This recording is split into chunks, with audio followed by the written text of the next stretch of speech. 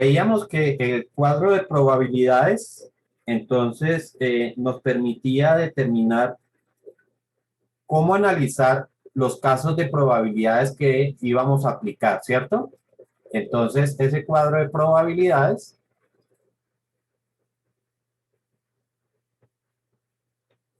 decía que teníamos una probabilidad simple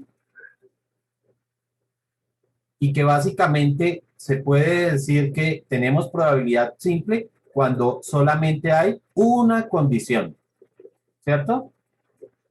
Una condición. Y bueno, cuando tenemos varias condiciones, entonces tenemos situaciones combinadas, ¿no?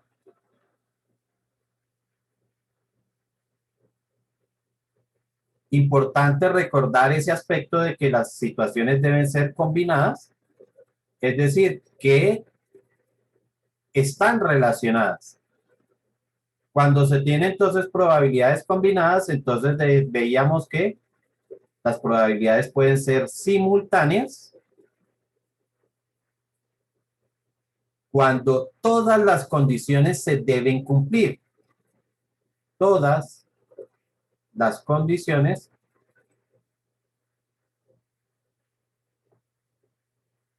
se deben cumplir.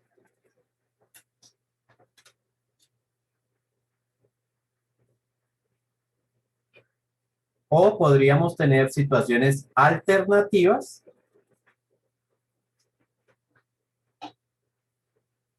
cuando basta con que se cumpla una condición.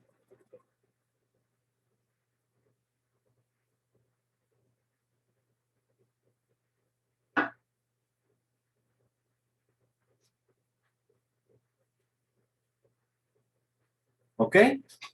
Entonces, aquí es donde empiezan los, digamos que los primeros ejemplos.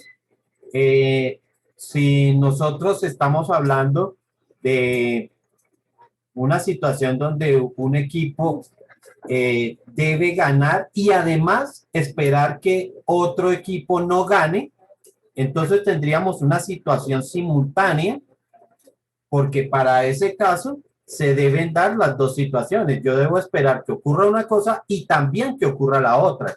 ¿Ok? Supongamos que para el caso de ustedes en el curso necesitan sacar como mínimo cuánto en una nota, en la nota definitiva. ¿Cuál es el mínimo de ustedes? 3.5. 3.5. ¿Cierto? Ese es el 3.5. mínimo para pasar. Entonces, supongamos que ustedes en la primera nota les fue re mal y sacaron un 1.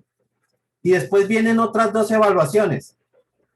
Entonces, ¿será que basta con que en la siguiente nota saquen un 5 para que ya vayan pasando la materia o todavía no? No, todavía no. Todavía no. O sea que todavía necesitamos otra buena nota. Hablemos de una buena nota. Entonces, en este caso, para este caso se requiere que las dos evaluaciones sean excelentes, ¿cierto? Por lo tanto, tenemos una situación simultánea porque se requiere que se cumplan las dos siguientes evaluaciones. ¿Está claro hasta ahí?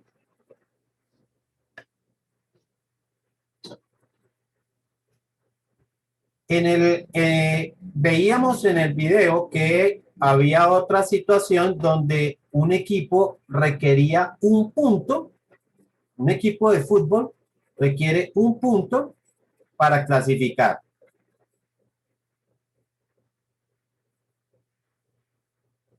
Entonces, también veíamos, bueno, en un partido, ¿qué resultados se pueden dar? Se pueden dar que el equipo gane, que el equipo empate o que el equipo pierda. Esas son las posibles situaciones, ¿cierto? Que es más o menos lo que nosotros dijimos que se iba a llamar el espacio muestral.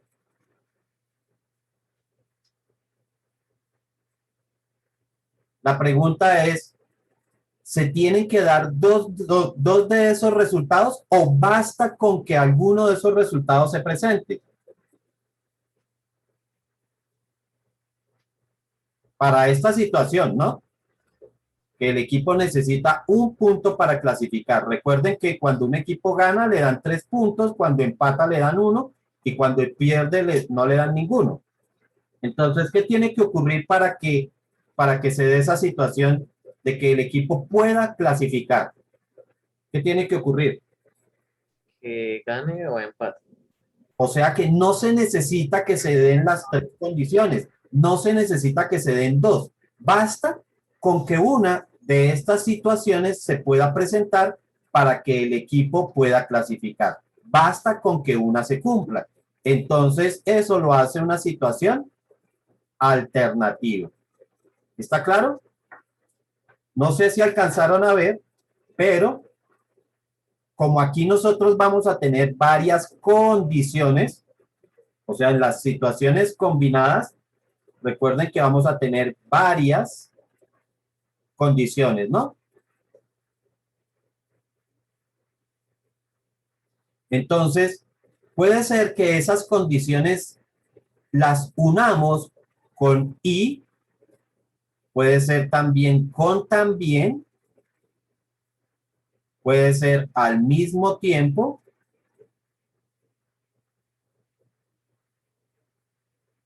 puede ser con palabritas como simultáneamente.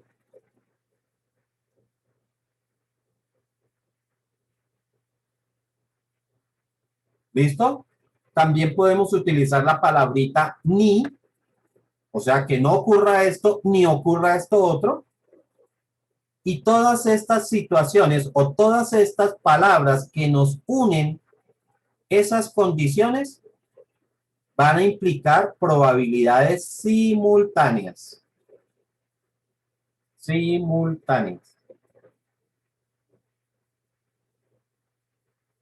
¿Ok? Pero si esas condiciones las unimos con palabras como o, por lo menos,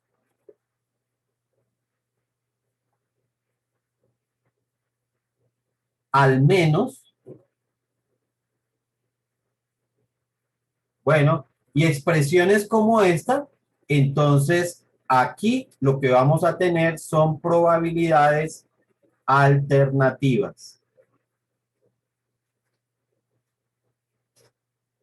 ¿Ok? Entonces, cuando nosotros vamos a analizar una probabilidad, lo primero que tenemos que tener en cuenta son esas condiciones. ¿Cuáles son esas condiciones que se deben presentar? Y cómo vamos a unir esas condiciones. ¿Está claro hasta ahí, chicos? ¿O hay alguna pregunta?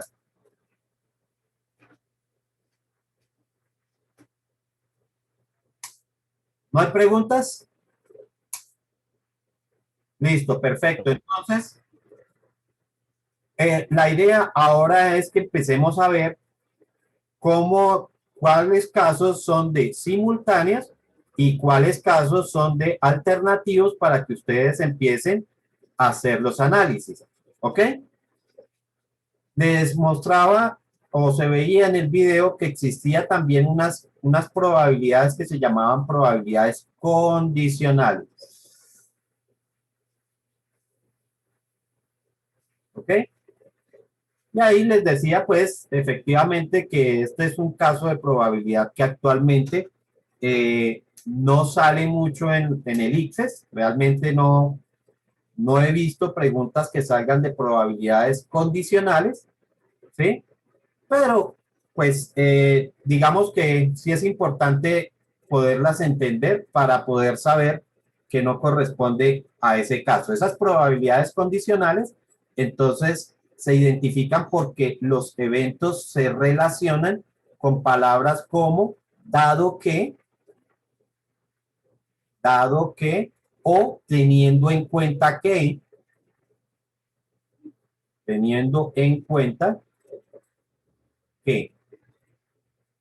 Pues aquí precisamente van a estar las dos condiciones. Entonces vamos a tener una condición dado que, y ahí estará la otra condición. ¿Ok? Necesariamente esas dos condiciones también son situaciones netamente probabilísticas, ¿ok? En, en la clase de ayer, la clase de la última clase, habíamos visto entonces lo que era el concepto de probabilidad, ¿cierto? Y cuando teníamos eventos aleatorios, ¿se acuerdan? Eventos aleatorios. Y yo les dije a ustedes entonces que había otra situación donde el evento no es aleatorio, pero creo que no les dije exactamente cómo se llamaban esas situaciones. Las vimos, pero no les dimos el nombre. Esas situaciones se llaman experimentos determinísticos.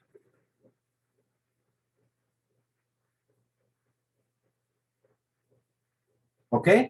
Entonces, o los experimentos son aleatorios o son determinísticos. Aleatorios, entonces ya sabemos que se da cuando no se sabe el posible resultado. Eso fue lo que definimos la sesión anterior. No se sabe el posible resultado. Ah, resultado. Y entonces será determinístico cuando sí se sabe el resultado. Y entonces yo les decía a ustedes el caso eh, de cuando nosotros dejamos caer un objeto desde una altura determinada, entonces el tiempo que va a tardar el objeto en caer, pues ya se sabe, porque pues para eso se han desarrollado precisamente las fórmulas de algunas ciencias para poder obtener unos resultados ya fijos, ¿ok? Entonces, todos esos experimentos se conocen como experimentos determinísticos. ¿Alguna pregunta hasta ahí, chicos? ¿O puedo seguir con la siguiente parte del cuadro? ¿No hay preguntas? Puede seguir. Listo. Bueno, en el cuadro nos aparecía que íbamos a tener eventos simultáneos, ¿cierto? Simultáneos. Quiero dedicarme a esa parte del cuadro. Simultáneos y alternativos. Vuelvo y repito, quiero detenerme es en esta parte. Alternativos. Dentro de los simultáneos tenían situaciones que decían ser independientes y situaciones dependientes. Dependientes. Dentro de los alternativos encontrábamos los independientes, dependientes y una tercera clasificación que eran los mutuamente excluyentes.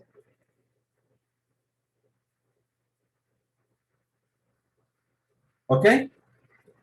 Esta era la división que tienen ese tipo de probabilidades combinadas. ¿Ok? Ser independiente en un evento simultáneo es lo mismo que ser independiente en un evento alternativo. ¿Ok? Independiente de acá es lo mismo que ser independiente de acá. Dependiente de acá es lo mismo que ser dependiente de acá. ¿Ok? Lógicamente, la situación de mutuamente excluyente ya es algo distinto y pues lo vamos a ver por separado. Por ahora lo que me interesa es que se defina lo que es ser independiente.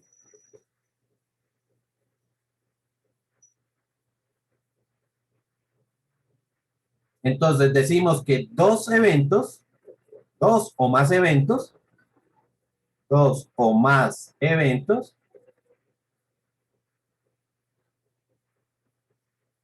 son independientes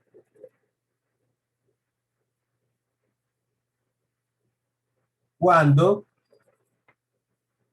la ocurrencia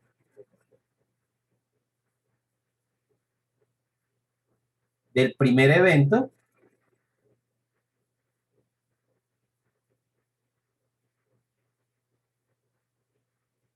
no afecta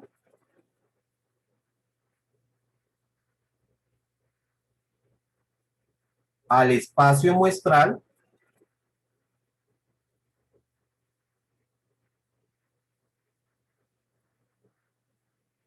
del segundo evento.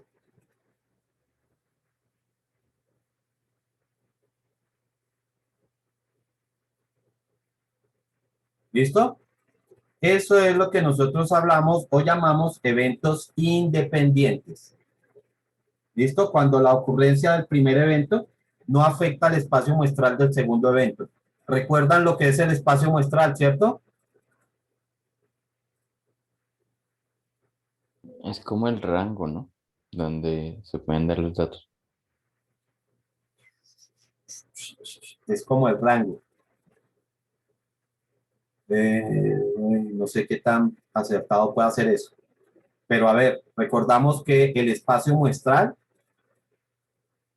es el conjunto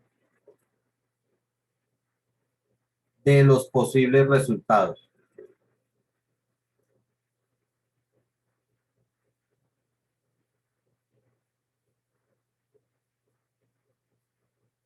Resultados. Que tiene el experimento aleatorio, lógicamente. ¿Ok? Entonces, cuando nosotros definimos lo que era el espacio muestral, yo les decía a ustedes, vean, un espacio muestral se tiene que definir tanto en cantidad de elementos como en sus características. ¿Cierto? Entonces, cuando aquí me dice que la ocurrencia del primer evento no afecta al espacio muestral del segundo evento, se refiere precisamente a eso, que para el segundo evento no se afecta la cantidad de elementos disponibles, sino que se mantiene la misma cantidad. Entonces, ese tipo de situaciones independientes se presentan en tres situaciones particulares. La primera, cuando el elemento observado retorna al grupo. El elemento observado retorna al grupo. ¿Ok? O sea que lo vuelvo a tener en cuenta para la segunda, para el segundo, para el segundo evento. Entonces, por ejemplo, cuando yo lanzo un dado, ¿cierto? Si nosotros lanzamos un dado y cae 3, cuando yo lo vuelvo a lanzar, ¿será que puede volver a caer el 3 o ya el 3 no existe dentro del dado? Puede Puede volver a volver a caer. caer. Entonces, esta es una situación donde consideramos que el elemento que cayó lo estamos retornando o retorna al grupo. ¿Ok? No necesariamente porque yo lo coja y lo ponga otra vez, sino que él por su propia naturaleza está volviendo al grupo, ¿cierto? O se está teniendo en cuenta para el siguiente, para la siguiente observación, para el siguiente lanzamiento. Lo mismo el caso de la moneda, ¿cierto? Nosotros lanzamos una moneda, ella puede caer cara, para el siguiente lanzamiento otra vez sigue teniendo la posibilidad de caer en cara, ¿cierto? Entonces no se está cambiando, pero ojo porque estamos hablando de la cantidad, ¿sí? Cantidad de elementos. ¿Qué pasaría si yo tengo una urna, una caja, y en esa caja tengo 18 pimpones rojos y tengo 10 negros? ¿Cuántos elementos tengo disponibles ahí? 28. 28. Correcto. O sea que ese es el tamaño del espacio muestral, ¿cierto? 28 elementos, porque es la cantidad de elementos que hay dentro de la urna. ¿Qué pasa? Supongamos que yo saco un ping-pong. ¿Será que en la siguiente extracción puede volver a salir un ping-pong? Un ping-pong rojo, perdón. Si saco el ping-pong, salió rojo. Para la siguiente extracción, ¿será que puedo volver a sacar uno rojo? Sí, profe. ¿Cierto que sí? Si se hace al azar, lógicamente puede ser que sí. ¿Eso significa que el evento es independiente?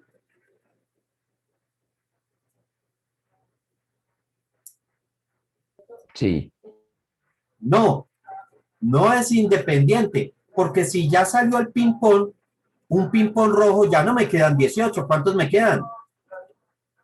17. 17. O sea que para la segunda extracción, el espacio muestral ya no es de 28, es de 27. ¿Ok? Por eso es que decimos que dos eventos son independientes si se mantiene este tamaño, la cantidad de elementos del espacio muestral. ¿Ok? Se pueden mantener las características porque las características son las mismas. Existen rojos y negros. Por características se mantiene, pero por cantidad no. Y para que sean independientes lo que nos interesa es esta situación, la cantidad de elementos del espacio muestral. Eso es lo que no se tiene que alterar. ¿Está claro? Entonces, esta primera situación habla específicamente de eso, de que la cantidad de elementos se va a mantener. ¿Por qué? Porque el elemento observado vuelve al grupo. Segundo caso para tener eventos independientes. Cuando los espacios muestrales de cada evento,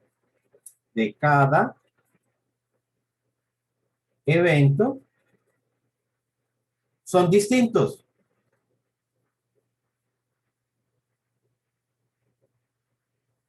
Entonces, volviendo al caso de la urna, entonces ya no tengo una urna, sino que tengo son dos.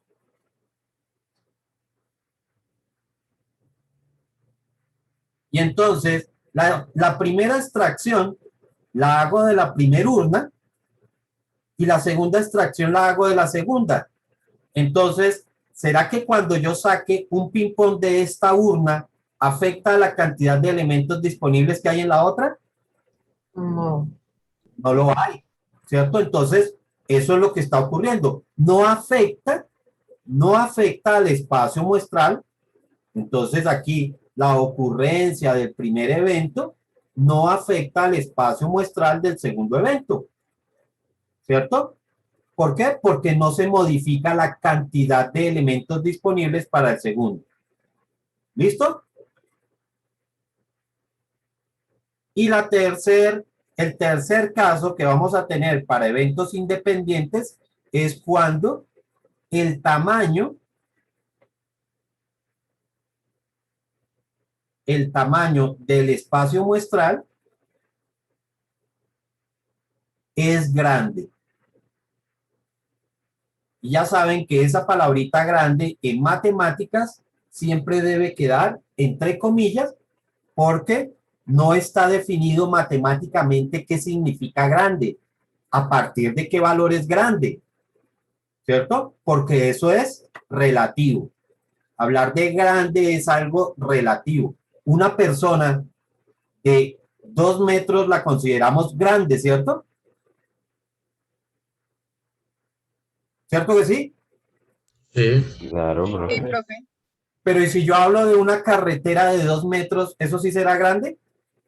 No, No. enorme, No. profe. Grande, ¿cierto? Entonces, aquí lo que estamos viendo es que esa palabrita grande es relativa, todo depende de. Sin embargo, ¿cuándo nosotros vamos a considerar espacios muestrales grandes? Primer caso, cuando se expresa en forma porcentual Y segundo caso, cuando se expresa de forma proporcional. De cualquiera de esas dos formas vamos a considerar un espacio muestral grande. ¿Ok? Habrán ciertos ejercicios donde ustedes van a ver que puede ser que no se proponga ni en forma porcentual ni en forma proporcional. Pero de pronto me están dando una cantidad que al hacer el cálculo como que no notamos la diferencia. ¿Ok? Entonces, aquí hay que entender por qué consideramos que tomar un espacio muestral grande no afecta al segundo evento. Supongamos que que dice que en Bogotá hay 12 millones de habitantes. 12 millones de habitantes. Ese fue el último censo. ¿Listo? Todos somos conscientes de que esos 12 millones, pues diariamente hay personas que fallecen y hay personas que nacen, ¿cierto? O sea que ese 12 millones como que no es exacto, como que hay variaciones que se van a presentar a diario, unas porque nacen, otras porque fallecen, ¿cierto?